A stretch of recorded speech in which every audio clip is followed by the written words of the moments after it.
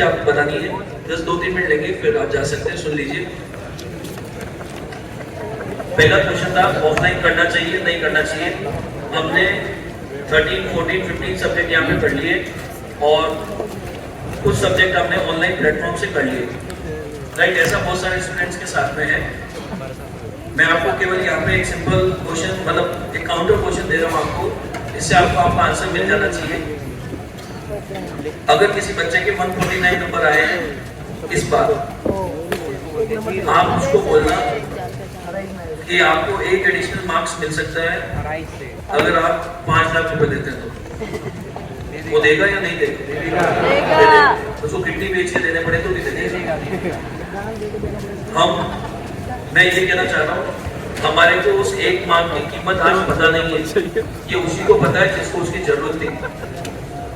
हमारे पास क्या हो रहा है, देखिए ये क्वेश्चन आए इसलिए क्योंकि हमको ऐसा लग रहा है कि हमारे कुछ पैसे बच जाएंगे, और सबको लगता है ना, मेरे को भी लगता है, मेरे भी पैसे बच जाएंगे, सबको लगता है, जेन्युइन बात है। लेकिन यहाँ पे आप सुन लीजिए, 2 मिनट बाद में बात कर लेना, आप खाना वाना सब खा लेंगे, सुन लो 2 मिनट।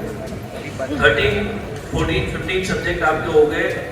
अब इसमें प्रॉब्लम ये है, यहाँ पे जितने भी सब लोग पढ़ाने आते हैं, सब लोग करते हैं, बहुत सारे जो छोटे सब्जेक्ट होते हैं ना वो तो पूरे कंप्लीट हो जाते हैं, लेकिन जो बड़े बड़े सब्जेक्ट होते हैं वो बहुत सी बार नहीं हो पाते। जैसे मेडिसिन नहीं हो पा रहा है, बाकी के सब्जेक्ट का मुझे नहीं पता, लेकिन मोस्ट बड़े सब्जेक्ट में प्रॉब्लम रहती है। प्लस साथ में जो आपने ऑनलाइन प्लेटफॉर्म से किए सब्जेक्ट, उनको रिवाइज करना बहुत डिफिकल्ट होता है, बहुत डिफिकल्ट है। आप अभी जो आपके मेडिसिन के आप नोट्स बना रहे हैं, इनको रिवाइज करना बहुत आसान है, आप फटाफट रिवाइज कर सकते हैं, चीजें हो सकती है। लेकिन अगर आप ऑनलाइन प्लेटफॉर्म से देखें तो मोस्ट ऑफ द बच्चे हम उसको रिवाइज नहीं कर सकते। हमने एक बार देख लिया, बहुत अच्छी बात है, लेकिन उसको रिवाइज करना बहुत मुश्किल है। और एग्जाम में रिजल्ट जो आएगा वो केवल और केवल रिवीजन पे ही डिपेंड करेगा, कंटेंट कितना पढ़ा है उस पर डिपेंड करता ही नहीं है। तो मैं आपको ये मतलब मेरा पर्सनल सजेशन है, आपकी जैसी आपकी इच्छा आप कर सकते हैं। मेरा पर्सनल सजेशन है, अगर आपको ऑफलाइन और ऑनलाइन में कंफ्यूजन है, मतलब ऑफलाइन मतलब कोचिंग करना ही चाहिए कि नहीं करना चाहिए, उसमें ही कंफ्यूजन है, तो मेरा तो सजेशन है कि ये हमारे लिए सबसे क्रूशियल एग्जाम है। हम इसमें 1% भी चांस नहीं ले सकते, और हो सकता है कि दिसंबर वाला जो एग्जाम हम देंगे वो सबसे लास्ट अटेम्प्ट हो, तो हम तो बिल्कुल हमारे लिए जो सबसे बेस्ट है वो हम चूज करना चाहिए। और सबसे बेस्ट मेरे हिसाब से, मैं तो प्रेफर करता हूँ ऑफलाइन क्लास को। मुझे लगता है ऑफलाइन क्लास करनी चाहिए। अगर आपने 10 सब्जेक्ट भी कर लिए, 15 भी कर लिए, तो भी करना चाहिए। उसका कारण है, उससे क्या होता है, एक तो आप मोमेंटम में रहते हैं। जैसे कि मान लीजिए क्लास चल रही है साइकियाट्री की, साइकियाट्री मान लेते हैं 2 दिन में खत्म हो जाता है वहाँ पे क्लासरूम में, आपने यहाँ पे पूरा अटेंड कर रखा था, बहुत अच्छी बात है। आप साइकियाट्री की क्लास में आए, आपको जैसे आप, क्योंकि वहाँ पे कैंपस ऐसा बना हुआ है कि वहीं पे लाइब्रेरी है, वहीं पे क्लासरूम है, वहीं पे सब कुछ है, तो आपके सीनियर ने बताया होगा।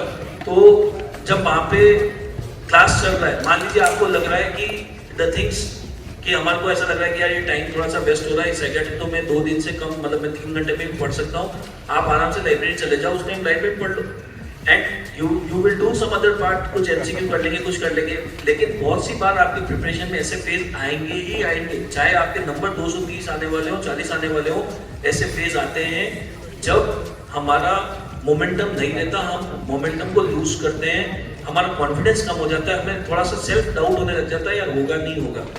और उस टाइम पे अगर हम वहाँ पे बहुत टाइम बिगाड़ दिया ना उस फेज में, जब हम नीचे जाएंगे, ये होने वाला हम जाएंगे, अगर हमने उस नीचे डिप वाले फेज में बहुत टाइम बिगाड़ दिया तो फिर बहुत दिक्कत हो जाती है।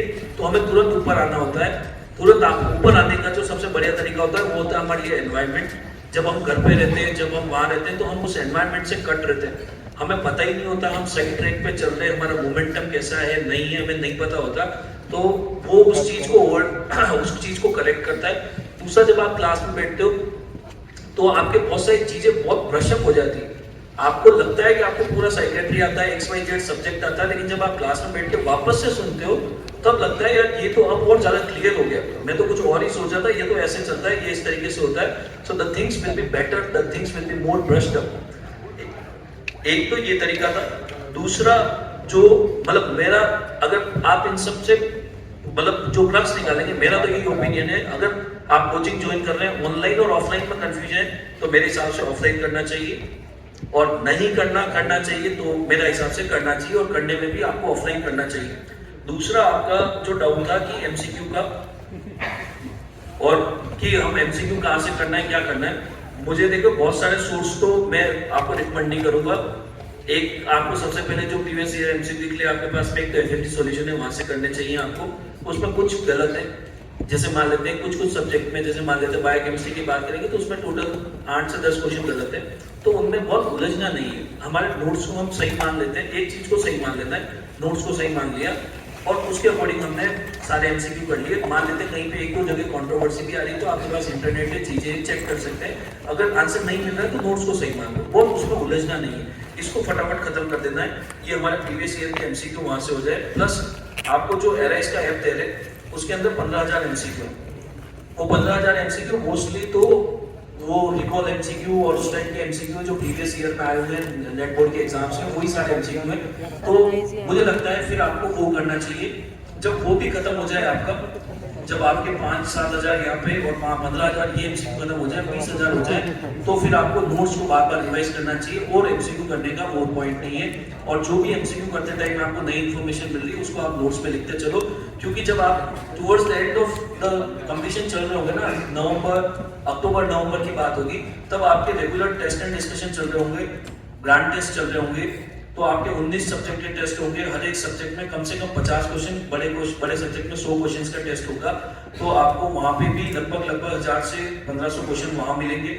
प्लस आपके जीटी होंगे, कम से कम 3 ग्रांड टेस्ट आप देंगे तो 1000 एमसीक्यू वहां पे भी हो जाएंगे, तो 2000 एमसीक्यू वहां पे भी मिलेंगे आपको।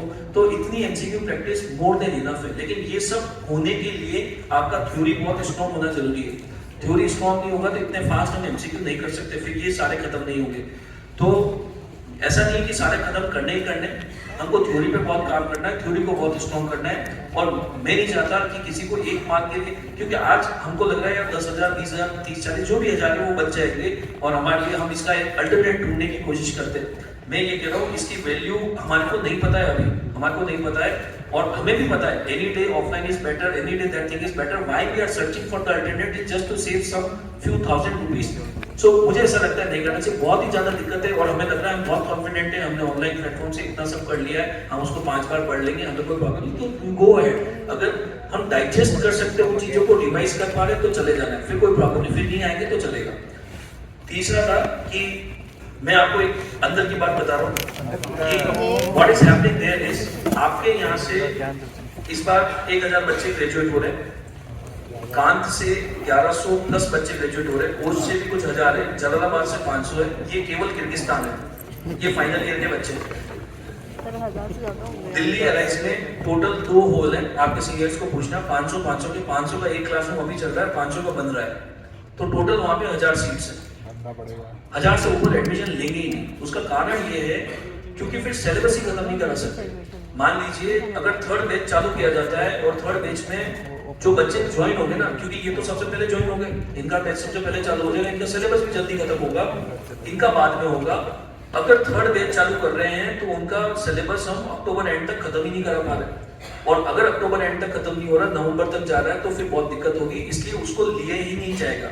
और इन बच्चों में एक और रिस्क रहता है, अगर मान लीजिए थर्ड बैच चालू किया जाता है और मान लेते हैं कि यहाँ पे हमने 50 एडमिशन लिए, यहाँ पे 100 एडमिशन लिए, ये एक मैनेजमेंट लेवल की बात है, 2 बैच तो फुल चलाएंगे, थर्ड बैच के जितने भी एडमिशन होंगे उनको या तो रिले किया जाएगा दूसरे सेंटर्स पे, अगर वहां जगह है तो, नहीं है तो वहां पे सेंटर पे, दिल्ली सेंटर पे नहीं चालू होंगे। उसका कारण ये है, एक तो स्पेस नहीं है, मान लो हॉल भी मिल जाता है और थर्ड सेंटर की चालू करते हैं एडमिशन और 100 एडमिशन होकर रुक जाते हैं, तो वो बैच लॉस में चलेगा फिर, क्योंकि 100 बच्चों से तो खर्चा भी नहीं निकलता, उनकी फीस से तो जितना सारा फैकल्टी पेमेंट होता है वो सब नहीं हो पाएगा, इसलिए इस बैच का कभी भी ये बैच चलाया नहीं जाएगा वहाँ पे। ये वहाँ पे केवल 1000 बच्चों को ही बैठाएंगे। हैदराबाद में तो उनके पास 700 बच्चों की कैपेसिटी का हॉल है, चेन्नई में 350 का कुछ है, और कुन्नूर से वहाँ पे भी कुछ 200 बच्चों का, लेकिन उससे कोई वो बहुत मैटर नहीं है। हमारे को केवल जो सबसे मैटर फर्क पड़ रहा है वो पड़ रहा है दिल्ली से। और उसका एक और कारण ये है कि राजस्थान का जयपुर का जो सेंटर है ना, मोस्ट लाइकली 99% चालू होगा। लेकिन मैं आपको एक बड़े भाई की तरह से ये सलाह दे रहा हूँ, अगर आप ज्वाइन करने का मानस बना चुके हैं कि ज्वाइन तो आप करने ही वाले, राइट, अगर ये फाइनल हो गया है तो मैं ऐसा कहता हूँ आप अभी, क्योंकि जयपुर सेंटर का पता नहीं है, जब हमको पता है कि ज्वाइन करना ही है, मैं ये कहता हूँ कि आप यहाँ पे एक सीट हमारे लिए बुक करा दो, और जब आप सीट बुक कराओ तो लाइब्रेरी की बात जरूर करनी है हमको, लाइब्रेरी चाहिए हमको, तो ये बात भी कर ही लेनी है, क्योंकि library slots are lesser than the total number of seats. तो हमारे को लाइब्रेरी की बात जरूर करनी है। जब आप अगर प्रीरजिस्ट्रेशन कराएंगे तो ही लाइब्रेरी मिलेगा, नहीं तो फिर आपको लाइब्रेरी मिलेगा लेकिन उस कैंपस में नहीं मिलेगा। मतलब कि वहाँ पे कैंपस कैसा है, जैसे मान लीजिए ये लाइब्रेरी का हॉल है, बीच में लॉबी एरिया है, ऑफिस वगैरह, और उसके बाद में क्लासरूम वाला एरिया है। तो अगर सब कुछ वहीं पे होता है ना, वो क्या 24 घंटे खुला रहता है, library, classroom, lobby area, office सब खुला रहता है, वो कॉफी मशीन लगी हुई है, सब है, तो वो बहुत अच्छा एनवायरनमेंट होता है। लाइब्रेरी में बैठ के पढ़ रहे हैं, मजा नहीं आया, बात करनी है, बीड़ी पीनी है, तो वहाँ से बीड़ी पीने का भी अलग एरिया बना हुआ है, वहाँ चले गए, वहाँ पे सोफे पे बैठ के थोड़ी बातें कर ली किसी से, अच्छा लगता है, मन को भी अच्छा लगता है, लेकिन कैसे चल रही, मेरा ऐसा चल रहा है, कुछ टॉपिक समझ लिया, वहाँ अच्छा नहीं लगा, तो वहाँ जो फैकल्टी के जो रूम बना है वो भी 24 ओपन है, वहाँ चले गए, नहीं है तो वहाँ पे जो दूसरे ऑफिसेस है छोटे छोटे, उसमें भी जा सकते हैं। तो ऐसे it's going to be good there, but the whole and sole agenda is, अब ये मैं आपको इसलिए बोल रहा हूँ, ये केवल किर्गिस्तान की स्टोरी है।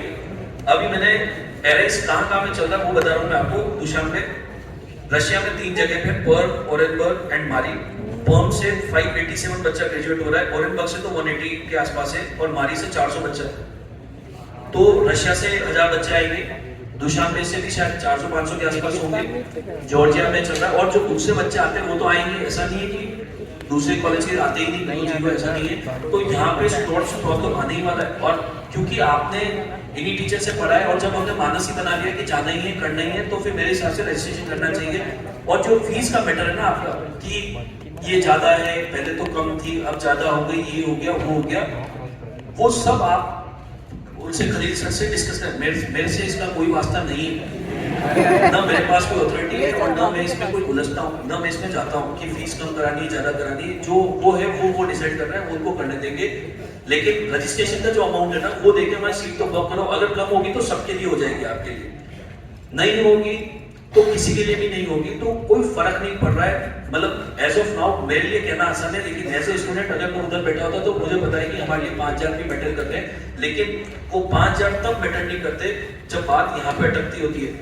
तो इसलिए मतलब मुझे लगता है आपको इसको डिसीजन को फास्ट लेना चाहिए। रशिया से सारे रजिस्ट्रेशन चालू हो गए, सारे सेंटर में चालू हो गए registration, so think wisely and do the registration. अगर फिर भी कोई डाउट है तो आके पूछ सकते हैं।